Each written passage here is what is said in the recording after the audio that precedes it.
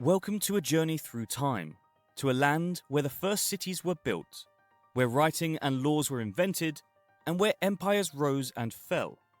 This is the story of ancient Mesopotamia, often called the cradle of civilization, a place that gave birth to some of the world's first great achievements, from the mighty Sumerians to the rise and fall of Babylon. This is the story of how human society as we know it began. First, let's talk about Mesopotamia itself. The name comes from the Greek words meso, meaning middle, and potamos, meaning river. Mesopotamia lies between the Tigris and Euphrates River in what is modern-day Iraq and parts of Syria, Turkey, and Iran. The rivers provided fertile soil through seasonal flooding, which earned the region another nickname, the Fertile Crescent. This abundance of resources made it the perfect location for the world's first civilization.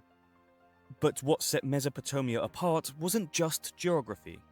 It was innovation. Here, humans transitioned from hunting and gathering to farming, building cities, and eventually forming empires.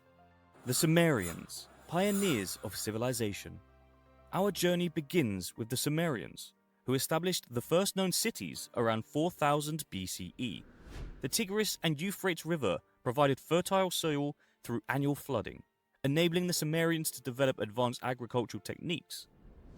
To make the most of this fertile land, the Sumerians constructed extensive irrigation systems, digging canals and dikes to direct water to their fields. These systems allowed them to grow surplus crops like barley, wheat, and dates, supporting larger populations. As their agricultural productivity increased, settlements grew into bustling cities like Uruk, Ur, and Lagash, each housing tens of thousands of people, a staggering number for the time. Uruk, in particular, is often regarded as the world's first major city. By around 3000 BCE, it had a population of over 50,000 and featured monumental architecture, bustling marketplaces, and distinct social hierarchies. One of the most significant contributions of the Sumerians was the invention of cuneiform writing, the world's first known writing system. Originally developed around 3100 BCE as a series of pictograms used for record keeping, cuneiform evolved into a system of wedge-shaped symbols pressed into clay tablets. The Sumerians used cuneiform for various purposes: economic records such as tracking goods and taxes, legal documents like contracts and decrees, and literature, including religious texts, myths, and epic tales. Cuneiform is also the script of one of the world's first great works of literature the Epic of Gilgamesh was written in. Perhaps their most famous invention, the wheel, emerged about 3500 BCE.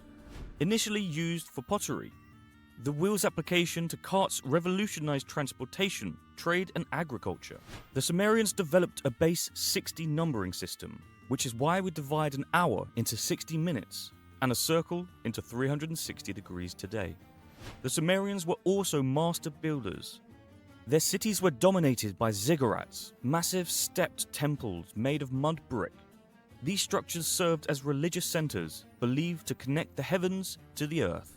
The ziggurat of Ur is one of the most iconic examples, standing as a testament to their architectural ingenuity. Religion was the cornerstone of Sumerian life. The Sumerians were polytheistic, worshipping a pantheon of gods who they believed control every aspect of existence. Key deities include Anu, the god of the heavens; Enlil, the god of wind and storms; Inanna, the goddess of love and war. Sumerian society was hierarchical, with a clear division of roles and responsibilities. Each city-state was ruled by a lugal, or king, who was considered divinely chosen. Priests were the second most powerful group, controlling religious ceremonies and much of the wealth gathered by temple activities. Nobles, often relatives of the king, also held high-ranking positions. Below the elites were merchants, artisans, and craftsmen, who formed the backbone of the urban economy. The majority of Sumerians were farmers and laborers, working in the fields to produce the food that sustained the city. At the bottom of the social hierarchy were slaves, who were often prisoners of war or indebted individuals. Sumer was not a unified kingdom, but a collection of independent city-states, each vying for dominance. Competition for resources, particularly water and arable land, led to frequent wars. City-states like Uruk, Ur, and Lagash often clashed, with alliances and rivalries shifting over time. One notable conflict was between Lagash and Umar, two neighboring city-states. This rivalry is documented in one of the earliest known treaties, showcasing the Sumerians' attempt to resolve disputes diplomatically as well as militarily. By around 20th century BCE, Sumerian civilization began to decline. Despite their decline, the Sumerians' influence endured. Their cultural and technological achievements were adopted and adapted by successive Mesopotamian civilizations. The rise of the Akkadians, the world's first great empire. The story of the Akkadian Empire began with its most iconic figure, Sargon of Akkad, often called the world's first emperor. Born around 2334 BCE, Sargon's early life is shrouded in legend. According to Mesopotamian text, he was born to humble origins and set adrift in a basket on the Euphrates River, an intriguing parallel to the later biblical story of Moses. He was found and raised by a royal gardener. Sargon's charisma, intelligence, and ambition helped him rise through the ranks to become a cupbearer to the king of Kish, a position of significant influence. But Sargon wasn't content with serving another ruler. He staged a rebellion, overthrew the king, and took control of Kish. This was just the beginning. Sargon had his sights set on much more than one city. After taking Kish, Sargon began a series of military campaigns to conquer the neighboring Sumerian city-states. His forces defeated Uruk, Ur, Lagash, and others one by one. What set Sargon apart from earlier rulers was his vision. He didn't just conquer these cities, he unified them under a single centralized government.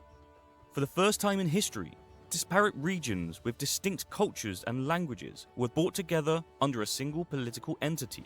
By the height of his reign, Sargon's empire stretched from the Persian Gulf in the south to the Mediterranean Sea in the west, encompassing all of Mesopotamia and beyond. The Akkadian Empire wasn't just about military conquest. It was also a cultural and administrative powerhouse. Sargon established Akkad as a capital of his empire, a city that became a symbol of power and wealth. The Akkadians also left their mark on art and culture. One of the most famous artifacts from this period is the victory stele of Naram-Sin, Sargon's grandson. This monument depicts Naram-Sin ascending a mountain, trampling his enemies underfoot, and receiving the favor of gods, an enduring symbol of Akkadian power. No empire lasts forever, and the Akkadian Empire was no exception. After Sargon's death, his successors faced numerous challenges. While Sargon had established a strong foundation, maintaining such a vast and diverse empire was a daunting task. Rebellions erupted in conquered territories, and rival city-states sought to reign their independence. Despite these challenges, Sargon's dynasty continued for over a century. His grandson, Naram-Sin, achieved notable success, expanding the empire to its greatest extent. However, after his reign, the empire entered a period of rapid decline. In 2154 BCE, the Akkadian Empire collapsed under the pressure of internal strife and invasions, particularly by the Gutians and nomadic people from the Zargon Mountains. As we explore the wonders of Mesopotamian civilizations, from the birth of writing to the rise of powerful city-states, don't forget to like this video if you're enjoying the journey. And if you want to learn more about ancient cultures, make sure to subscribe to my channel for more fascinating content on civilizations that shaped our world. The Sumerian Renaissance. The fall of the Akkadian Empire led to a period of instability in Mesopotamia. Centralized authority weakened, and the Gutians, a nomadic people from the Zargon Mountains, filled the power vacuum. Their rule disrupted Sumerian city-states, leading to economic decline, reduced agricultural productivity, and the collapse of centralized governance. Despite their dominance, the Gutians faced increasing resistance from the Sumerians. Local rulers, particularly in cities like Lagash and Uruk, began to assert independence and rebuild their communities. This resistance culminated in the rise of Utu-Hagal, the king of Uruk, who achieved a decisive victory against the Gutians, liberating much of southern Mesopotamia. However, Utu-Hagal's reign was short-lived, and it was his successor, Ur-Nammu, who would fully restore Sumerian dominance and lay the foundation for the Sumerian Renaissance. Ur-Nammu, originally a governor under Utu-Hagal, declared himself king and established the third dynasty of Ur around 2112 BCE. His reign marked the beginning of a new era of political stability and cultural revival in the southern Mesopotamia. His successor, Shulgi, would build on this foundation, elevating the Ur-third dynasty to even greater heights. Together, these kings ensured that the legacy of Sumer would endure, even after centuries of decline and foreign domination. The Ur-third dynasty ended in 2004 BCE, when the Elamites captured and sacked Ur, taking Ibbi-Sin prisoner. The Amorites, who had been steadily migrating into Mesopotamia, took over much of the region, leading to a new era in Mesopotamian history. The Old Babylonian period and Hammurabi. The Old Babylonian period began in the aftermath of the collapse of the third dynasty of Ur around 2004 BCE. The fall of Ur was caused by a combination of factors, including invasions of the Elamites and migrations of the Amorites, a Semitic-speaking people. Amorite rulers established control over key cities including Babylon, Isin, Larsa, and Mari. Babylon, originally a relatively minor city, began to rise in prominence under the Amorite king. By 1894 BCE, Babylon was established as a kingdom under the Amorite king, Sumu Abum. Over the next century, successive kings expanded Babylon's influence, setting the stage for Hammurabi to transform it into an empire. Hammurabi ascended to the throne of Babylon around 1792 BCE. At the time, Babylon was a modest city-state, overshadowed by more powerful rivals like Larsa and Mari. Around the middle of Hammurabi's reign, he shifted from diplomacy to military conquest, transforming Babylon into a dominant power. By the end of his reign, Hammurabi had unified much of Mesopotamia, creating an empire that stretched from the Persian Gulf to the northern regions of Syria. One of Hammurabi's most enduring legacies is the Code of Hammurabi, a collection of laws engraved into a stone stele. This legal code, created in 1754 BCE, is one of the earliest and most comprehensive examples of written law. The stele contains 282 laws, divided into categories such as property rights, family laws, trade, and criminal justice. An eye for an eye, a tooth for a tooth. This is one of the most famous principles of Hammurabi's code. It wasn't just about punishment, it also laid out rules for trade, marriage, and property, ensuring stability in Babylonian society. Babylonian scholars carefully recorded the positions of stars and planets, as well as lunar phases, eclipses, and solaces. These records were part of an effort to predict celestial events, which were often tied to religious and agricultural cycles. The Babylonians divided the year into 12 months, adding an extra month periodically to align the lunar calendar with the seasons, an early form of intercalation. The scientific and mathematical achievements of the Old Babylonian period influenced later cultures, including the Greeks, who inherited Babylonia's astronomical techniques and numerical system; the Islamic world, where scholars translated and expanded upon Babylonian mathematical and astronomical works during the medieval period. The Old Babylonian period and Hammurabi represent the golden age of Mesopotamian history. Hammurabi's death in 1750 BCE marked the beginning of Babylon's decline.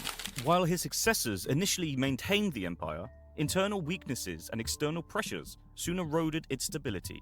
In 1595 BCE, the Hittites, led by Mursili I, sacked Babylon, ending the Babylonian period. However, the Hittites did not stay in Babylon. They withdrew, leaving a power vacuum. The Kassites, a people of uncertain origin, filled this void. They established the Kassite dynasty, which ruled Babylon for about 4 centuries. The Assyrians, warriors of Mesopotamia. The history of Assyria is typically divided into 3 main periods based on its political and cultural development. Old Assyrian period, 2025 to 1065 BCE. Middle Assyrian period, 1365 to 1076 BCE. Neo-Assyrian Empire, 911 to 610 BCE. Centered on the city of Ashur, early Assyria emerged as a trading state. The Old Assyrian Empire was known for its extensive trade works, particularly with Anatolia. Key rulers like Ereshkigal I established laws and religious practices, laying a foundation for later expansions. While Babylon entered a period of Kassamite domination, Assyria in the north began its transformation into a major power during the Middle Assyrian period. The Mitanni Kingdom, which had been a dominant power in northern Mesopotamia and the surrounding region, gradually weakened. It fell to the combined pressures of Assyria from the east and the Hittites from the west. By the late 14th century BCE, Assyria absorbed much of Mitanni's territory. Despite its success, the Middle Assyrian Empire faced significant challenges. External threats from rival power, including the Babylonians and Armenian tribes, tested Assyria's resilience. By the late 11th century BCE, Assyria entered a period of decline, retreating to its core territories around Assur. However, this was not the end of Assyria's story. The foundations laid during the Middle Assyrian period would later support its resurgence as a Neo-Assyrian empire. The Neo-Assyrian Empire emerged as a dominant power under kings like Adad-nirari II and Ashur-nirpal II, who expanded its territories. Shalmaneser III solidified control over Mesopotamia and conducted campaigns in the Levant. Under Tiglath-Pileser III, the empire was transformed with military and administrative reforms, enabling rapid conquests. Subsequent rulers, including Sargon II, Sennacherib, and Esarhaddon, expanded the empire to include Egypt, the Levant, and parts of Anatolia. The rivalry between Ashurbanipal and Shamash-Shum-ukin was one of the most defining and dramatic events of the Neo-Assyrian Empire's later years. Esarhaddon, father of Ashurbanipal and Shamash-Shum-ukin, sought to maintain peace between Assyria and Babylon by dividing power. Ashurbanipal was made king of Assyria, while his elder brother Shamash-Shum-ukin was appointed king of Babylon under Assyrian oversight. Ashurbanipal's position was superior, as Assyria was the empire's core. Shamash-Shum-ukin ruled Babylon as a vassal, a culturally rich but political subservient region. Ashurbanipal was a patron of learning, amassing the library of Ashurbanipal in Nineveh, which preserved Mesopotamian literary works, including the Epic of Gilgamesh. Although Ashurbanipal emerged victorious, the conflict drained Assyria's resources and destabilized the empire, leaving it vulnerable for future threats. Ashurbanipal's death marked the beginning of the Neo-Assyrian Empire's raid unraveling. The exact date of his death is uncertain, but by 627 BCE, the empire faced growing internal and external pressures. The Neo-Babylonian Empire. In 626 BCE, a Chaldean leader named Nabopolassar rose to power in Babylon. Capitalizing on Assyria's weakened state, he declared Babylon's independence and laid the foundations of the Neo-Babylonian Empire. Over the next 2 decades, Nabopolassar, with the help of the Medes, dealt the final blow to Assyria, culminating in the fall of Nineveh in 612 BCE. Nabopolassar's son, Nebuchadnezzar II, ascended to the throne in 605 BCE and became the empire's most iconic ruler. He is remembered for 2 legendary achievements. 1. The Hanging Gardens of Babylon, one of the 7 wonders of the ancient world. 2. The stunning Ishtar Gate, a testament to Babylon's architectural splendor. While their existence remains debated, the Hanging Gardens of Babylon are described as a marvel of engineering, built to resemble a lush, terraced mountain. The Ishtar Gate, adorned with vibrant blue-glazed bricks and depictions of mystical creatures, served as a ceremonial entrance to the city. It symbolized Babylon's power and artistic sophistication. religion played a central role in Babylonian society.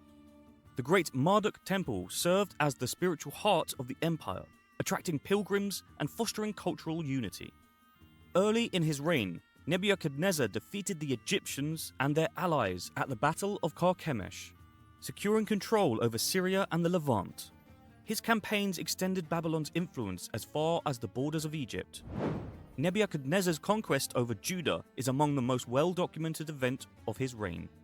In 587 BCE, after the prolonged siege, he captured Jerusalem, destroyed Solomon's temple, and exiled the Jewish elite to Babylon, a period later known as the Babylonian captivity. Like all empires, the Neo-Babylonian Empire faced its eventual decline. After Nebuchadnezzar II's death in 562 BCE, a series of weaker rulers struggled to maintain stability. The last king, Nabonidus, alienated Babylon's priesthood by promoting the moon god Sin over Marduk. His prolonged absence from Babylon further destabilized the empire. The final blow came from the rising Persian Empire under Cyrus the Great.